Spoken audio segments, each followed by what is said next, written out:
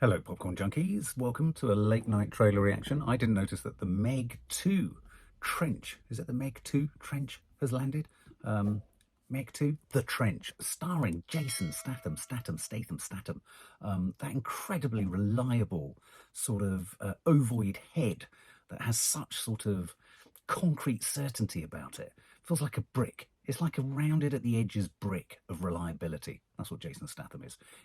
There's that meme, isn't there, or that film of him somewhere doing a karate kick or a kung fu kick to take the top off a bottle. He's a reliable chap to have around if you're wanting to open bottles in a bar and you need a rounded brick to kind of deal with other idiots.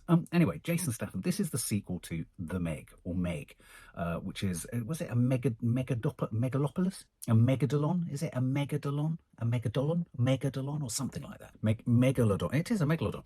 So this is the MEG 2, The Trench. Now, the first film, The Meg, which a lot of people liked, in 2018, it's quite a while back now, 4 or 5 years. I think a lot of people thought its tongue was firmly in its cheek. And my problem with it when we watched it and reviewed it on the channel was that I don't think it did have its tongue firmly in its cheek.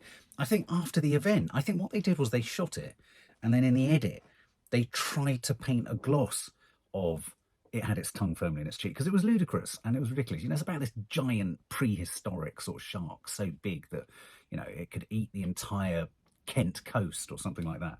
Well, MEG 2, this is curious. This is directed by Ben Wheatley. Now, Ben Wheatley is a British director who came from, his original films are sensational. His original films include things like The Kill List, Sightseers, which was a brilliant dark comedy about a couple of campers who become serial killers, or caravanners that become serial killers. He did A Field in England, which was about the Civil War, English Civil War.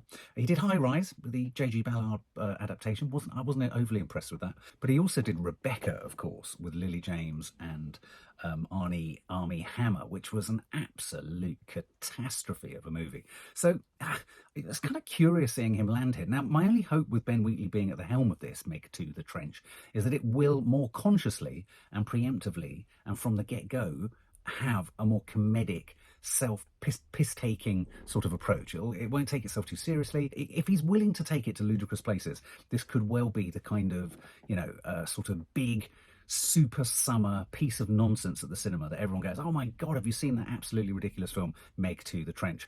That's the hope. My hope is that it takes some of the DNA from the first film that they realised a little bit too late with it, which was possibly this whole franchise's kind of USP, which is to take the piss out of itself.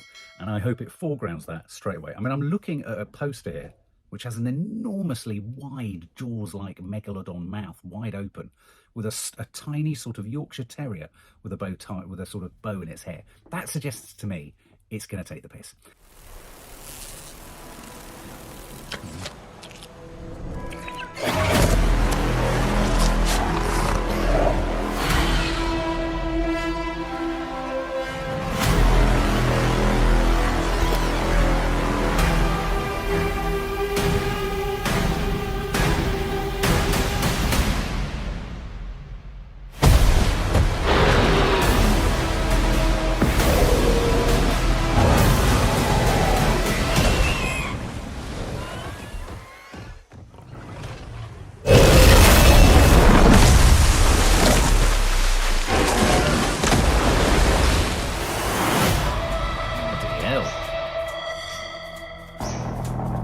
Jonas, we need your help.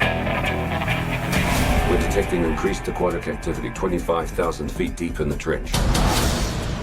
It's an ancient ecosystem untouched by man. Whatever is down there is trying to make its way to the surface. This was a bad idea. Just a little bit.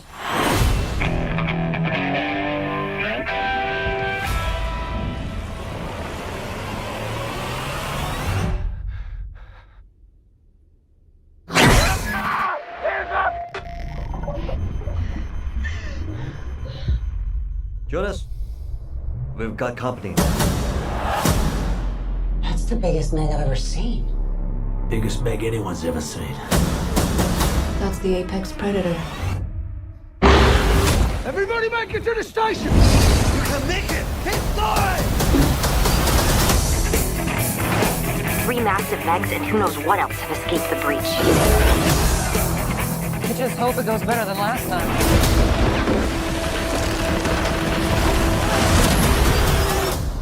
What happened last time?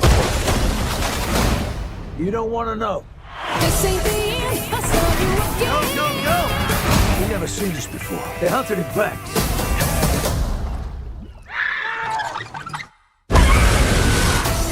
You can relax. This place, MEG-proof. I mean, Jonas was always afraid of this, but I was also thinking...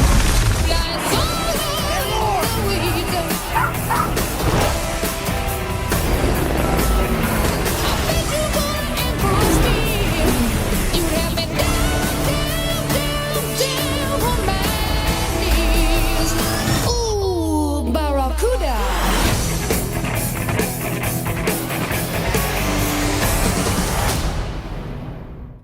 Right, a couple of thoughts here. I think it is trying to take the piss, but it's not very funny in the way that it's doing it. I think it is trying to be ironic and sort of knowing and kind of sending itself up, but it's just not doing it very cleverly. The lines aren't very good, are they? I mean, it's not whip smart. It's not, the script isn't particularly inventive. We've seen a lot of deaths now, so there's going to be no surprise with those. How many times can you have someone eaten or something eaten, the T-Rex, like an egg? I mean, it's all very reminiscent of when the T-Rex in Jurassic Park ate the man on the toilet. So you've got a lot of that going on. I'm not entirely certain if Jason Statham, the man you would want alongside you in a pub, is necessarily the right comedic pair of hands for this kind of action thriller. I'm almost feeling like I need someone like Dwayne "The Rock" Johnson in there, or even John Cena. I don't know if Jason Statham's the man for the job. I mean, obviously he's reliable, but I mean, you know, is it a sort of vanity project? He doesn't seem funny enough. He doesn't seem arched enough. Anyway, am I being pedantic? Am I being picky? Is this appealing, which I sense it might be, to that sort of odd genre of Godzilla films and all that, where you just have giant fleshy monsters that plod around either Earth or in the sea with great big mouths, chomping stuff in quite a sort of methodical, unexciting fashion? Is that a genre? Can you have a genre of films like that, where you have big, solid, fleshy, poo-like monsters wandering around with big teeth eating things? Because, I don't know, didn't Jaws do all of this years ago?